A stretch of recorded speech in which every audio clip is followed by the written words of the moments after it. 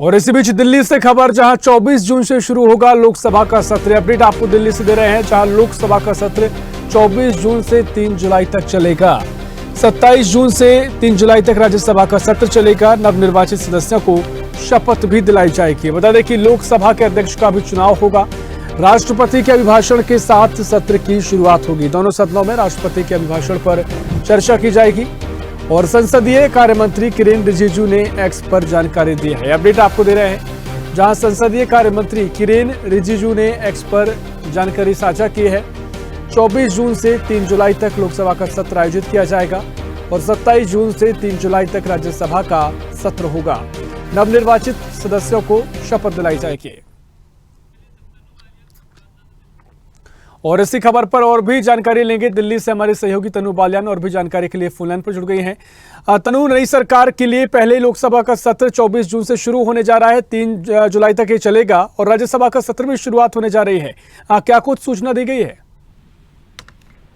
जी बिल्कुल ऋषभ, देखिए अब मोदी की जो 3.0 की सरकार है वो बन चुकी है और संसद का जो विशेष सत्र है वो 24 से शुरू होगा और 3 जुलाई यानी कि 24 जून से शुरू होकर 3 जुलाई तक जो है वो चलेगा। और किरेन रिजिजू जो है संसदीय कार्य मंत्री, उन्होंने एक्स पर पोस्ट कर ये जानकारी दी है और उन्होंने ये बात कही है कि जो नवनिर्वाचित सदस्य है उनकी शपथ ग्रहण समारोह भी जो है वो 24 और 25 जून को होने की संभावना है। और सत्र के पहले दिन ऋषभ, नवनिर्वाचित नेता जो है वो शपथ लेंगे या लोकसभा की अपनी सदस्यता की जो है वो पुष्टि करेंगे और सदन के अध्यक्ष का वो चुनाव भी करेंगे। और वहीं राष्ट्रपति द्रौपदी मुर्मू जो है वो 27 जून को लोकसभा और राज्यसभा की एक संयुक्त बैठक को जो है वो संबोधित करेगी और अगले 5 सालों के लिए नए सरकार का जो है वो रोड मैप और पूरा जो रूपरेखा है उसको पेश करेंगी। वहीं किरेन रिजिजू ने ये जानकारी जो है वो एक्स पर पोस्ट कर दी है।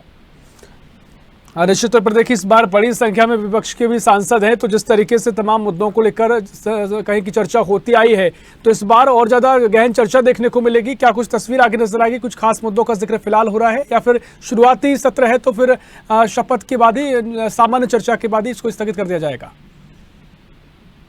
जी बिल्कुल ऋषभ, देखिए इस बार मुझे नहीं लगता, जिस तरीके से पूरा सिनेरियो है, कि सामान्य चर्चा से जो है वो शुरुआत होगी, क्योंकि राष्ट्रपति के अभिभाषण पर जो धन्यवाद प्रस्ताव पर जो है वो बहस में आक्रामक विपक्ष जो है वो बहुत सारे मुद्दे जो है वो उठा सकता है। एनडीए सरकार को घेरने की कोशिश किए जाने की यहाँ पर उम्मीद जो है वो जताई जा रही है। प्रधानमंत्री जो है वो दोनों सदनों में राष्ट्रपति के अभिभाषण पर धन्यवाद प्रस्ताव पर जो है वो बहस का जवाब देंगे, लेकिन ये सामान्य नहीं होगा। अलग अलग मुद्दे होंगे, बहुत से मुद्दे गरमाए हुए हैं और एनडीए सरकार को पूरी तरीके से विपक्ष घेरने की कोशिश करेगा। पूरी तरीके से यहाँ पर विपक्ष जो है वो हमलावर रहने वाला है। निश्चित तौर पर देखिए, विपक्ष भी इस बार मजबूत स्थिति में दिखाई दे रहा है और सरकार ने भी कामकाज से शुरुआत की है, तो दिलचस्प काफी देखना होगा सत्र में क्या कुछ आगे की चर्चा रहेगी, क्या कुछ तस्वीर सत्र की नजर आएगी। फिलहाल बहुत शुक्रिया आपका तमाम जानकारी साझा करने के लिए।